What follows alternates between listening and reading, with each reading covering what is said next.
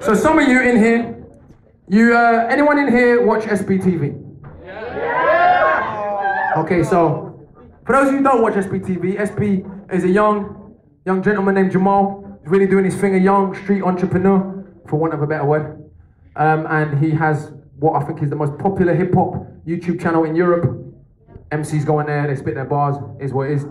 This was our entry to that site, so listen up. Big up, big up. What's your name, brother? Dams? Dems? Round of applause for Dems, please. Okay. You ready? Sorry kids, let me apologize before I go further. Unfortunately, I don't rap about how many men I've murdered. And some may find it boring, appalling, and I ain't scoring blaps from the little rap packs for merely stating facts. Like not ability to kill a man lyrically. Just for killing shouldn't be glorified. Silly me. Apparently, murdering man has become an aspiration. But what would happen if you reverse the situation?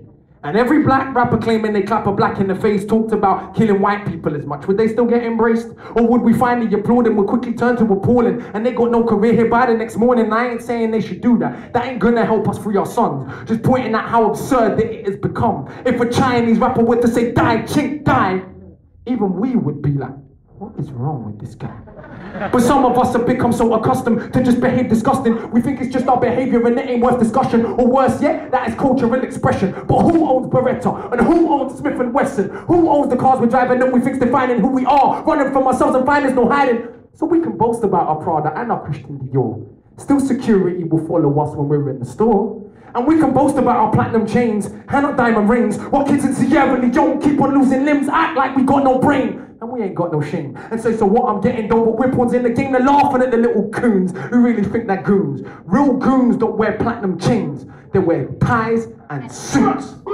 They don't live in the States and sell flake. They invade with guns and tanks and take your whole state, mate. So pardon me if I don't find it funny. We boast about it, but do we even know what is money?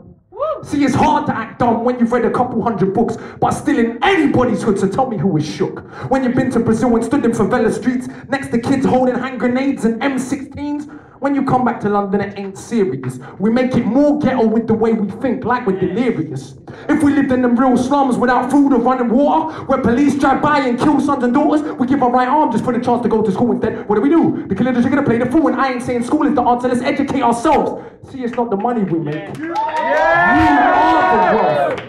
It's not the money we make, you are the wealth. And I ain't saying we ain't gotta struggle right here in Britain, but we're taught to act inferior and play position perfectly. It's disturbing me, the verbal murder be absurd to me, occurred to me. If you have not heard of me, it's probably because I don't rap about Gucci or booty. Quite enough for the urban scene to fully salute me. But I don't really care. I'm too busy writing my master thesis. It's hard to play the stereotype when you study Egypt. Plus, urban scene we're racist to ourselves. In elevating words of hate, we're merely hating ourselves. And if you are musically broad or deaf to speak intelligent, people look at you like, who the hell you think you better than? I'm better than no one on this earth, and I know I'm not. But I refuse to play small, just to fit in that box. And I don't hate none of the other rappers, in fact it's quite the other. Look at me as your bigger, wiser, older brother. And as a brother, should I tell you you're in trouble? If they clap when you're talking of killing, do they really love you? If record label bosses' kids were dying, would they sell us wine as quickly as they're ready to desensitize us? They tell you to shit on the floor, holding all the scoops, throw you a bone like a dog jumping through a hoop. Don't take it as a compliment, cause it is not that. If I tell you that you're African, you tell me it's not that. But humanity is African, even if not black. The truth can be painful, just better stop that.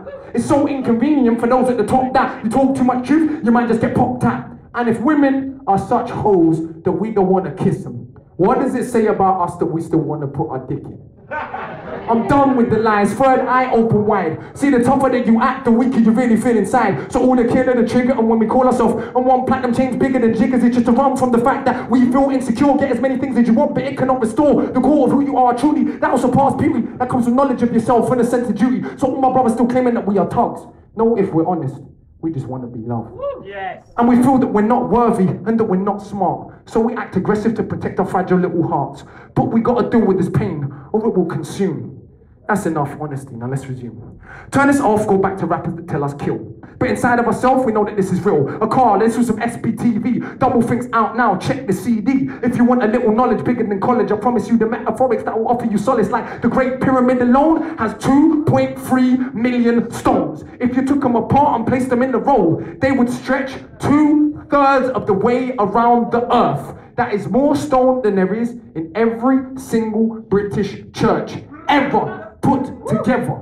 Each stone cut to a degree of accuracy of 1/1000th of an inch. Well, what does that mean? In 1978, the Japanese ran an experiment to rebuild them with modern technology and failed terribly. But anyway, that's enough for today. What's going on?